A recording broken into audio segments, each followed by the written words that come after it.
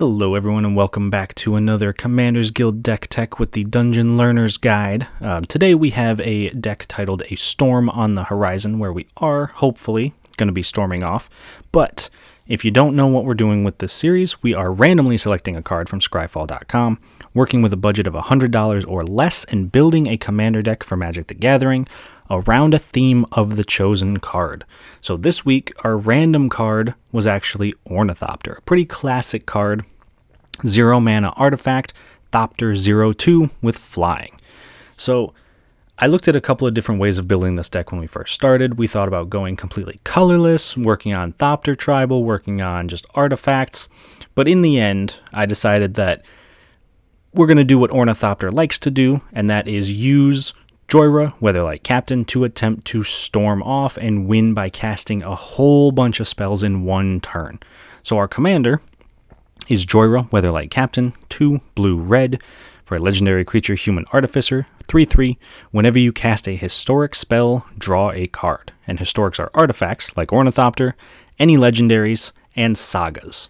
So I will be honest, we don't have any sagas in here, and we only have a couple of legendaries that can trigger Jhoira.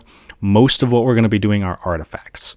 So obviously there's a couple of major themes that we're going to get into. The first one, artifacts, 0-drop artifacts in particular. So we have Memnite here, 0 mana for a 1/1 artifact creature. Being able to cast Memnite for 0 mana means that we're able to, with Jhoira on the board, basically play it for free and draw a card. And our goal is to try to do that as much as possible, play as many spells in one turn, and be able to get our storm count super high and activate something that cares about us drawing a bunch of cards. Our next major theme is making our colorless spells cheaper, because most 0 mana artifacts don't do much, and some of them are also super expensive.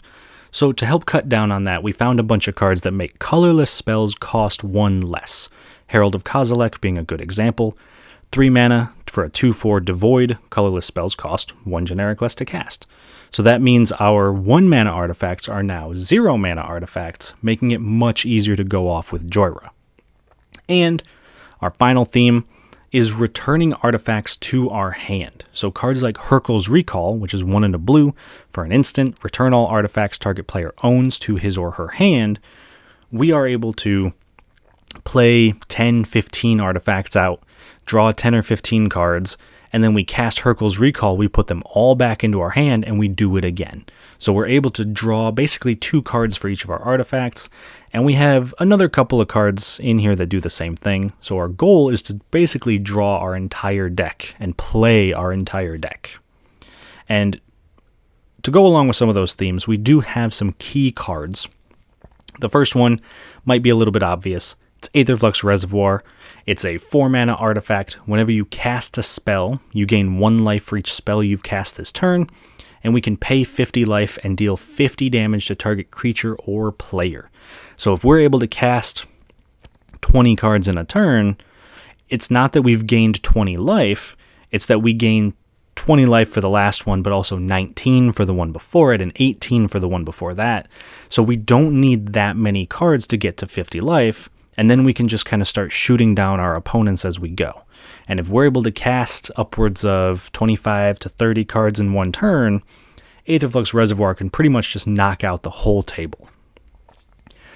We also, though, do need a little bit of backup for what we're doing, and Galazeth Prismari is a phenomenal way to do that. He's a 4 mana, 3/4 flying Elder Dragon.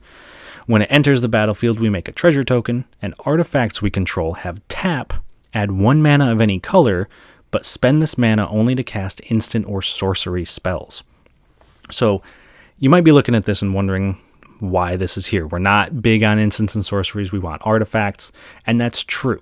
But we want to make sure that we can protect ourselves. So with Galazeth Prismari on the battlefield, we can completely tap out to cast whatever we need to cast, and still have mana available to counterspell something that someone's trying to do, or be able to cast a Hurkyl's Recall if we need it. So Galazeth Prismari gives us just a little bit of extra leverage and being able to protect ourselves if we need it in a pinch. And then last, Paradoxical Outcome, very similar to Hurkyl's Recall, but it costs a little bit more. It's 3 and a blue for an instant. Return any number of target non-land, non-token permanents we control to our owner's hand, and we draw a card for each card returned this way. So Hurkyl's Recall just puts it back in our hand, we can play it again. Paradoxical Outcome puts it back in our hand, we can play it again, plus we draw a card for each card returned to our hand. So if we return 10 artifacts, we draw 10 cards, and then we can replay those 10 artifacts and draw 10 more cards. So the goal is, once we get Jhoira on board, is hopefully have maybe some of these in our hand, maybe some of them in our deck that we'll draw into, but the goal is to start casting artifacts and not stop until we've won the game. So, now that we've looked at the themes, we've looked at some key cards, I do want to take a look at some cool interactions that are in this deck, some things that I think are pretty neat. So this first one is Elixir of Immortality and Birgi, God of Storytelling. So Elixir of Immortality, 1 mana artifact, so it's one of our artifacts that we can cast to keep going off with Jhoira. But we can pay 2 mana and tap it to gain 5 life and shuffle it and our graveyard back into our library. So if we're churning through our entire deck, we're going through all of our cards, we realize we haven't quite gotten a way to win yet, we can use this to put our graveyard back in. And if we have Birgi, God of Storytelling, whenever you cast a spell, you add a red mana to your mana pool, and until the end of turn, you don't lose that mana as steps and phases end. So we can pay 1 red, we can get 1 red every time we cast a spell.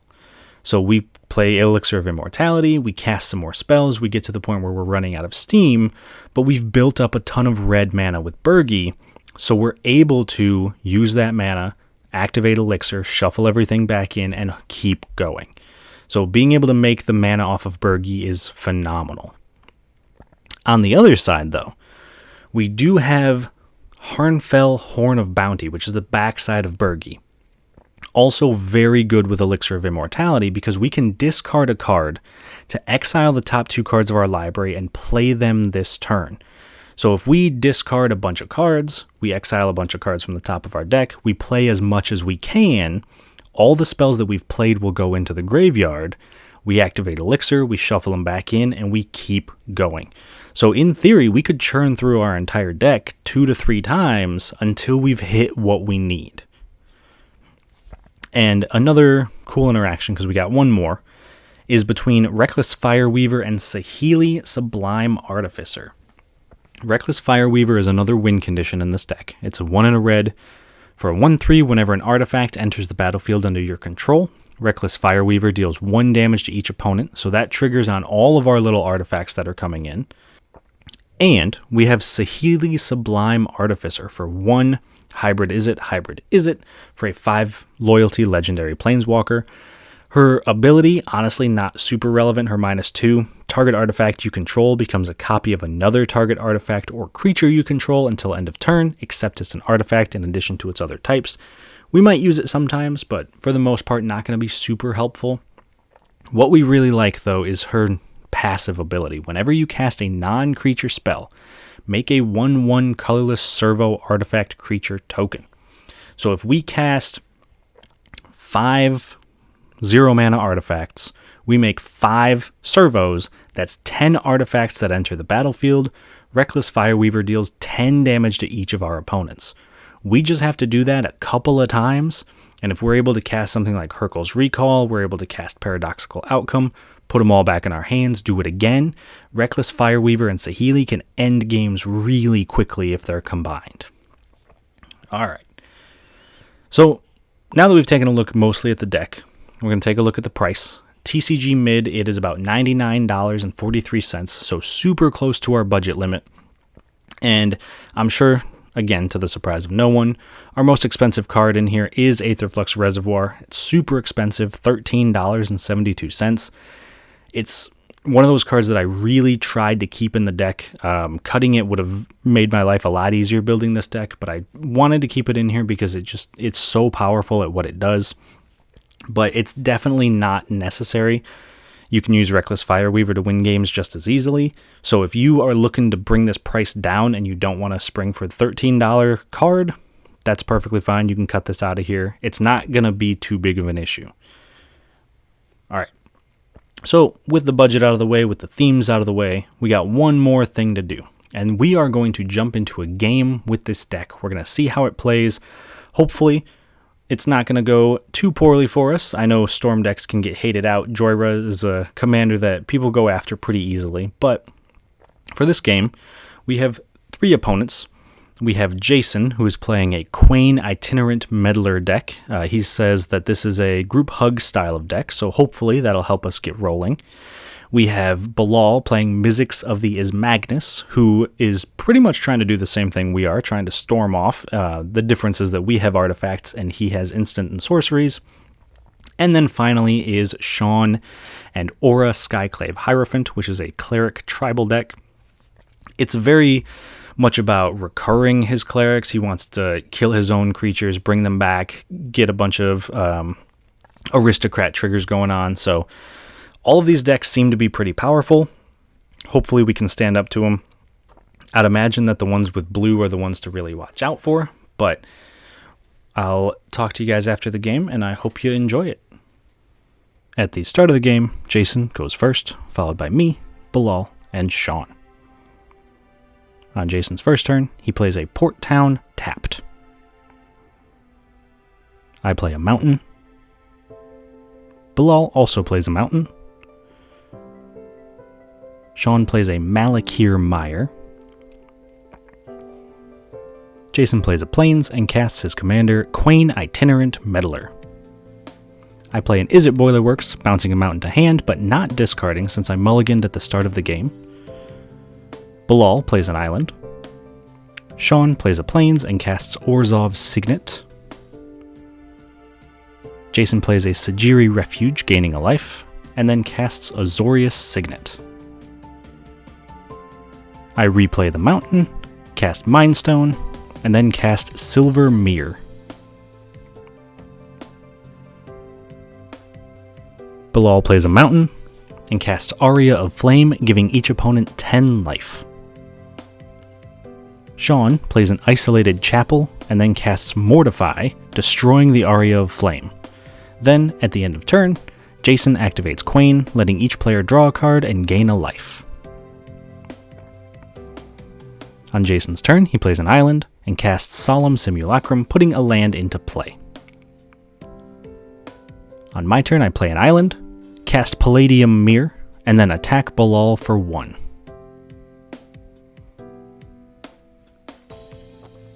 Bilal plays an island, and then casts Electrostatic Field, doing 1 damage to each opponent whenever he casts an instant and sorcery spell. Shawn plays a Bojuka Bog, exiling Bilal's graveyard, and then Jason activates Quain, letting everyone draw a card and gain a life. And Shawn then casts a Pious Evangel, which lets him gain a life whenever a creature enters under his control. Jason plays a Hallowed Fountain untapped, and then casts Archon of Emeria, making it so non-basic lands enter tapped, and each opponent can only cast 1 spell a turn, which really hurts our deck, and then he foretells a card. I play a Darksteel Citadel, and then I cast Jhoira Weatherlight Captain. At the end of my turn, Bilal casts a Brainstorm, drawing 3 and putting 2 back on top, and triggering Electrostatic Field. Then on his turn, Bilal plays a Training Center and casts his commander, Mizzix of the Ismagnus. Shawn plays a Plains and casts Whisper Blood Liturgist, and at the end of turn, Jason activates Quain. Jason plays a Plains and casts a Fate Spinner, making each opponent skip the phase of their choice each turn, and everyone's going to be skipping their combat phase, so I won't be announcing that. And then he foretells a card, and at the end of his turn, I sacrifice my Mind Stone to draw a card. On my turn, I play a Buried Ruin tapped thanks to the Archon, and then cast Foundry Inspector, drawing a card thanks to Jhoira, and making all my artifacts cost 1 less. Bilal plays an island, Shawn plays a swamp, and then casts Teysa Karlov, doubling his triggers when things die.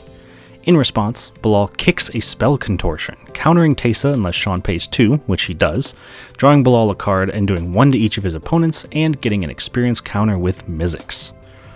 Then at the end of Shawn's turn, Jason activates Quain. Jason plays a Plains and then casts Ornithopter, getting a +1/+1 counter whenever he draws a card.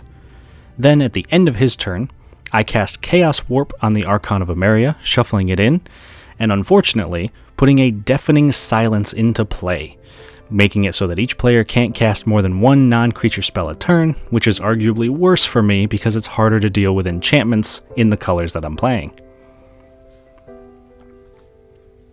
I then play an Evolving Wilds, crack it for a mountain, and pass. Bilal plays an island, and then casts the Magic Mirror, putting a counter on it for each upkeep and drawing cards equal to the number of counters on it. Shawn casts a Teshar Ancestor's Apostle, letting him return a creature mana value 3 or less to play when he casts a historic spell, then casts Etchings of the Chosen, naming Cleric, giving all clerics +1/+1, and the ability to sacrifice them to make things indestructible, and Jason activates Quain at the end of turn. On his turn, Jason activates Quain again, before attacking me for 4 with Ornithopter, and in his second main phase casts Doomscar to destroy all creatures. I play an island, and then recast my commander Jhoira. I then cast Ornithopter to draw a card.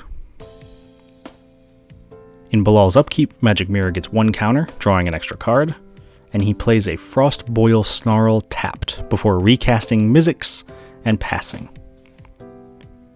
Shawn casts his commander Aura, Skyclave Hierophant, and then enchants him with a Gift of Immortality, allowing it to return from the graveyard when it dies.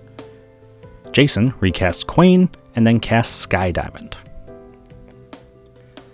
I play a Field of Ruin before casting Aether Spellbomb, drawing a card from Jhoira.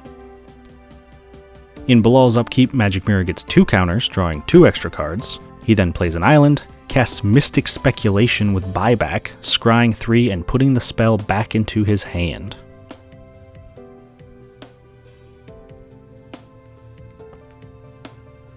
Shawn casts a Mother of Runes, and then casts a Selfless Spirit, and an Ashnod's Altar.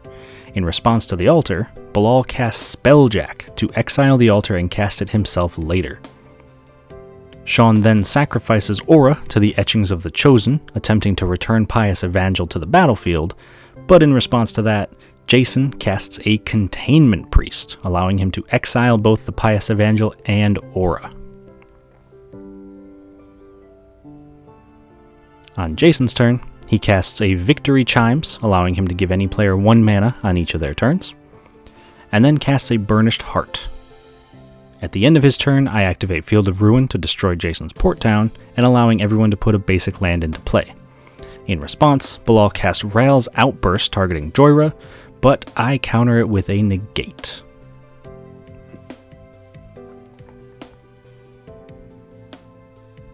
On my turn, I play a mountain, and then cast Niv Mizzet Parun, drawing me a card whenever anyone casts an instant or sorcery, and doing 1 damage to anyone whenever I draw a card. In response, Jason activates Quain, so that way I don't get to do 1 damage with Niv Mizzet.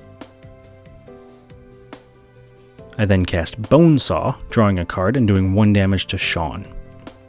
Then, using Jason's Victory Chimes, I equip Bonesaw to Ornithopter, giving it +1/+1. At the end of turn, Bilal casts a Volcanic Offering, destroying Buried Ruin and Hallowed Fountain, and doing 7 damage to Niv Mizzet and Mother of Runes. In response, Shawn activates Mother of Runes to protect herself, which he could not have done since it was summoning sick, and I also respond activating the Aether Spellbomb to return Niv Mizzet to my hand.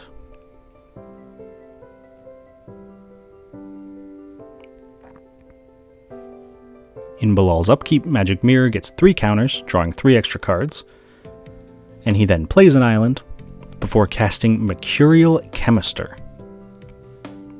He follows that up by casting Time Warp to take an extra turn, but in response, Jason casts a Narset's Reversal to copy the Time Warp, taking an extra turn for himself and returning the original to Bilal's hand. At the end of turn, Jason sacrifices his Burnished Heart to put 2 lands into play. We then go to Jason's extra turn, and he plays a Plains, before casting Silent Arbiter, making it so only one creature can attack or block each combat. Then casts Energy Field, preventing all damage that would be done to him, but sacrificing it whenever a card goes into his graveyard. And then he activates Quain, and then casts a Spirit of the Labyrinth, making it so each player can only draw one card a turn. At the end of turn, Bilal casts a Nexus of Fate, taking another extra turn and shuffling the spell into his library. On Bilal's extra turn, his Magic Mirror gets 4 counters, but he only draws 1 card thanks to Spirit of the Labyrinth. He then plays a Mountain, and casts a Mystic Speculation with buyback, scrying 3 and returning the spell to his hand. Shawn, finally getting another turn, plays a Plains, casts Fiend Hunter, exiling Containment Priest temporarily, and with the trigger on the stack, Shawn then casts a Dictate of Erebos, but Jason counters it with Saw It Coming. And then, still before the priest is exiled, Shawn sacrifices the Fiend Hunter with Etchings of the Chosen, and then Bilal casts a Capsize with buyback to return Containment Priest to Jason's hand. On Jason's turn, he casts Commander Sphere. On my turn, I play a Mountain and recast Niv Mizzet, which has Jason responding by activating Quain, making it so that everyone but me draws a card thanks to the Spirit of the Labyrinth. And when Bilal draws from Quain, he reveals Temporal Mastery, casting it for its miracle cost and taking another extra turn.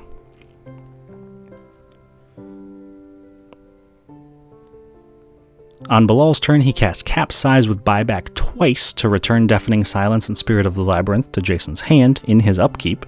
Then Magic Mirror triggers 5 times. He plays a Command Tower, casts Primal Amulet. He plays Boseiju, who shelters all, which he couldn't have played because he had already played a land, unfortunately.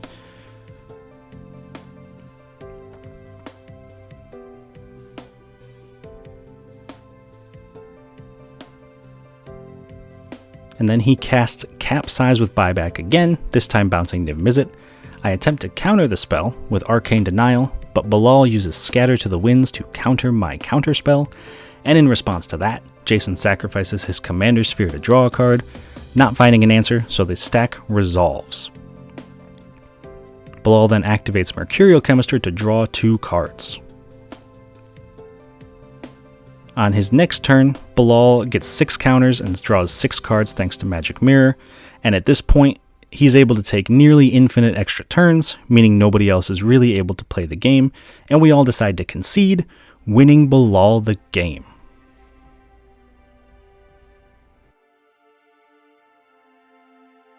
Alright, so we didn't quite get close to comboing off, but we put up a bit of a fight. Jason's group hug deck turned out to be more of a hate bear style deck, and it really hurt us a lot in the end, being able to not play around the Archon. Chaos warping the Archon and turning it into a Deafening Silence really bit us in the butt, and unfortunately Bilal just had the win a couple of turns quicker than we did. But I think overall the deck performed well. You definitely need to make sure that you have answers for things like the Archon, which I think this game proved pretty well. But I hope you guys did enjoy the video. If you have any suggestions for future videos or any comments you want to make, please just let me know. I'm always happy to see those. But I hope you guys did enjoy it, and I will see you all on the other side of the Dungeon Learner's Guide.